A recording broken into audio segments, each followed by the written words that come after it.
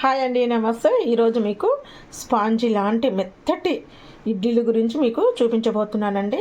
అది ఎలాగంటే, ముందు పప్పును తీసుకోవాలండి. మనం ఏ గ్లాస్తో అయితే మనం పప్పు తీసుకుంటామో అదే గ్లాస్తో మనం రవ్వని కొలుసుకోవాలన్నమాట.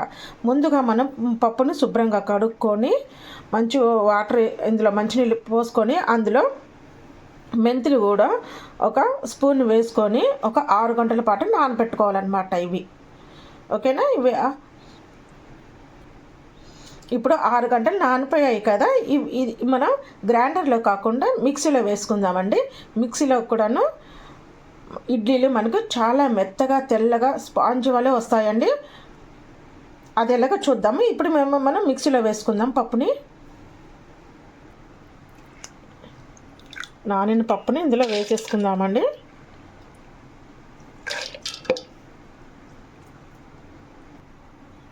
మూత పెట్టేసుకుందామండి. మనం ఇందులో కొద్దిగా వాటర్ పోసుకుంటూ మెత్తగా రుబ్బుకోవాలండి. ఎక్కువగా వాటర్ పోయకూడదు.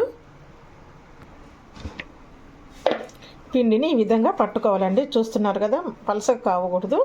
ఇలాగ చేతికి మనం ఇలా తీసుకుంటే ఇలాగ రావాలన్నమాట. పిండి మెత్తగా చేసుకోవాలి. ఇప్పుడు మనం ఈ పిండిని ఒక గిన్నెలో వేసుకుందాము. అయితే ఈ గిన్నెలో వేసేసుకుంటున్నానండి. మిక్సీలో అయినా చక్కగా మెత్తగా వస్తాయి మనకు, దూది లాంటి ఇడ్లీలు వస్తాయి. గ్రైండర్లే కాదండి, మిక్సీలో కూడా వస్తాయి. మనం వేసుకునే దాన్ని బట్టి ఉంటుంది, పిండి కలిపే విధానాన్ని బట్టి ఉంటుంది.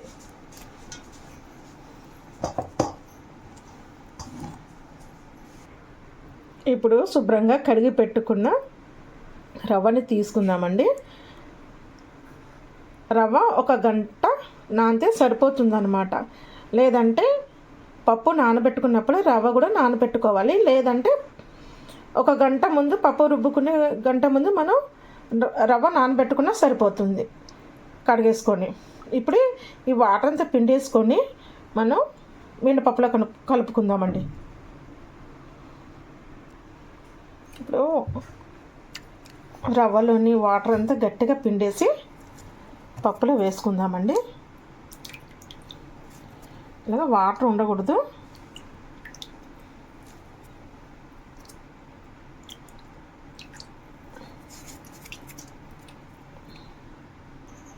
రవ్వ అంతా పిండుకొని పప్పులో వేసుకున్నాం కదండి. ఇదంతా కలుపుకోవాలి మనం. అంతా పప్పు రవ్వ కలిసేలాగా చేత్తోనే కలుపుకోవాలండి.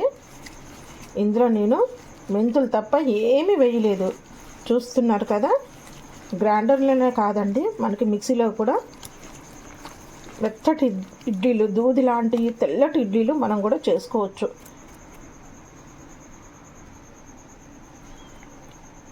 కొంచెం వాటర్ కలుపుకుందామండి. మనము చాలా గట్టిగా ఉంది కదా, ఇందులో కొద్దిగా వాటర్ అయితే కలుపుకుందాము. మరి ఎక్కువగా వాటర్ కలుపుకోకూడదు. ఎందుకంటే మనం ఇడ్లీ ప్లేట్లో ఇడ్లీ వేస్తే పొంగాలి, జారిపోకూడదు. ఇడ్లీ ఉడికినప్పుడు చక్కగా ఇడ్లీ పొంగాలన్నమాట. జారుడుగా కలుపుకోకూడదు ఇడ్లీ పిండిని ఎప్పుడైనా సరేనండి. ఇగో ఇలాగా ఉంటే సరిపోద్ది. ఇలాగ చూడండి, ఇడ్లీలో కూర్చుంటుంది, ఇడ్లీ ప్లేట్లో కూర్చునే విధంగా కలుపుకుంటే సరిపోతుందండి.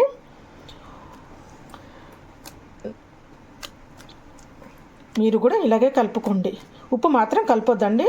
మనం మార్నింగ్ వేసుకుంటాం కాబట్టి మనం మార్నింగ్ కలుపుకుంటే సరిపోతుంది. ఇప్పుడు మాత్రం కలపనవసరం లేదు. ఇలాగండి, చూస్తున్నారు కదా,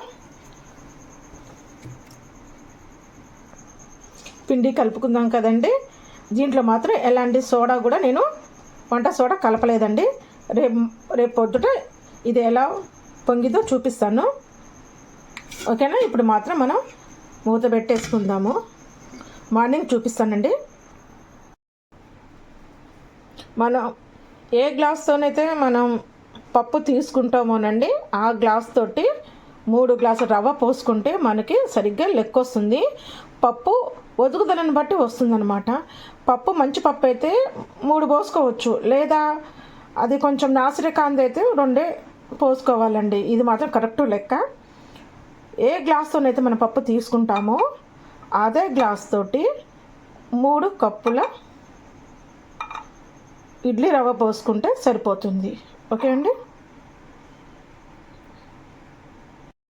ఈ పిండి ఎలా పులిసిందో చూద్దామండి.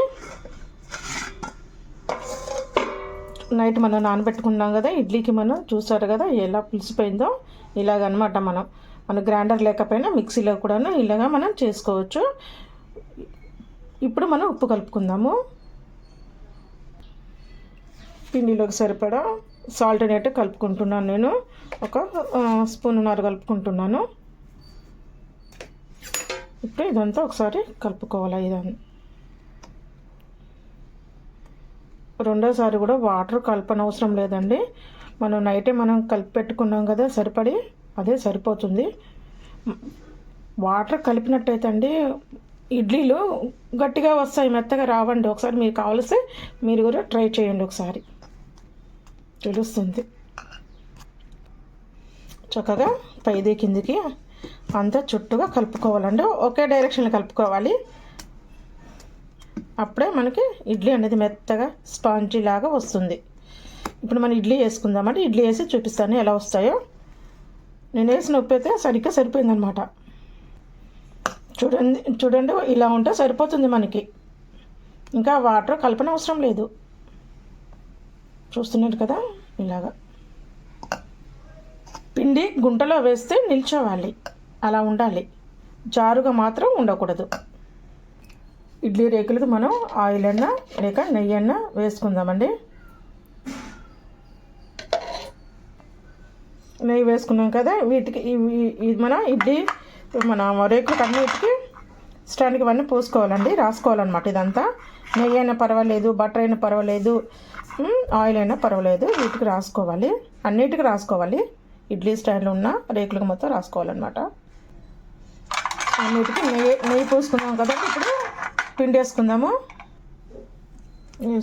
ఇప్పుడు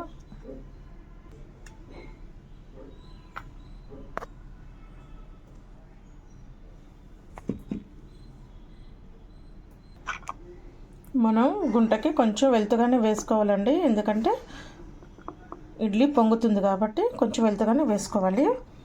ఇలాగా అన్నిటిని వేసుకోవాలన్నమాట, అన్ని రేకులకి ఇలాగ వేసుకోవాలి. ఇడ్లీ వేసుకున్నాం కదండి. ఇప్పుడు ఇడ్లీ పాత్రలో పెట్టేసుకుందాము. ఒక ఇడ్లీ పాత్రలో 2 గ్లాసులు చూద్దామండి. చక్కగా ఉడికింది ఇడ్లీ మాత్రం. చూడండి ఎంత స్పాంజ్గా ఉందో, చూస్తున్నారు కదా.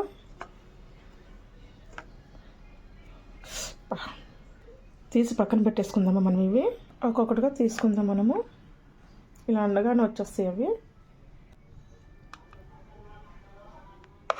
చూడండి అండి ఎంత మెత్తగా ఉన్నాయి, దూదిలాగా ఉన్నాయి కదా.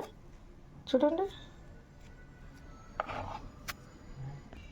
నేను చెప్పినట్టుగా మీరు చేసుకున్నారంటే మెత్తటి ఇడ్లీలు, దూది లాంటి ఇడ్లీలు మీ సొంతం అవుతాయండి. మీకు చేయటం వస్తుంది. అయ్యో మిక్సీలో చేయటం నాకు రావట్లేదు కదా అనుకోవద్దు. మిక్సీలో చేసుకున్నా కూడా మనం దూది లాంటి ఇడ్లీలు మనం చేసుకోవచ్చు అనమాట. చూడండి ఎంత స్పాంజ్ లాగా వచ్చాయంటండి, అలా వచ్చాయి. ఎక్కడ కూడా బ్రేక్ లేకోకుండా ఎంత స్మూత్గా వచ్చాయో చూస్తున్నారు కదా మీరు. నేను చెప్పిన కొలతలతోటి మీరు కూడా అలాగే చేసుకున్నట్లయితే ఇడ్లీలు స్పాంజ్ లాగా మెత్తటి ఇడ్లీలు చాలా బాగుంటాయి అండి. ఒకసారి మీరు ట్రై చేయండి. ఈ వీడియో కనుక మీకు నచ్చితే లైక్ చేయండి, షేర్ చేయండి, సబ్స్క్రైబ్ చేసుకున్నాను నా ఛానల్. మరొక మంచి వీడియోతో మీ ముందుకు వస్తాను. దీంట్లోకి కొబ్బరి చట్నీ కానీ నీరు చట్నీ అంటే టమాటా చట్నీ కానీ కాంబినేషన్ సూపర్గా ఉంటుంది. ఈ రెండిట్లో ఏదైనా ఒకటి చేసుకోవచ్చు. ఓకేనా.